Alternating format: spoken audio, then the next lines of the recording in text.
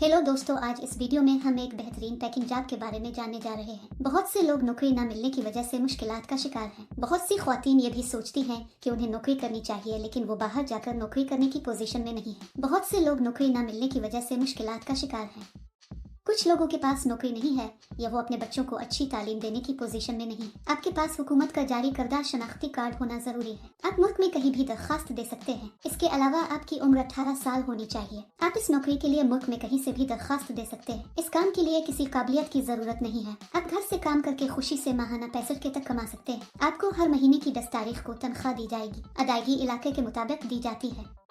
अगर आप बड़े शहरों के आसपास के कस्बों में हैं तो आप ज्यादा पैसे कमाएंगे। गांव में रहने वालों को कम पैसे दिए जाते हैं क्योंकि वहां आने और मवाद की फराहमी में ज्यादा खर्च आता है।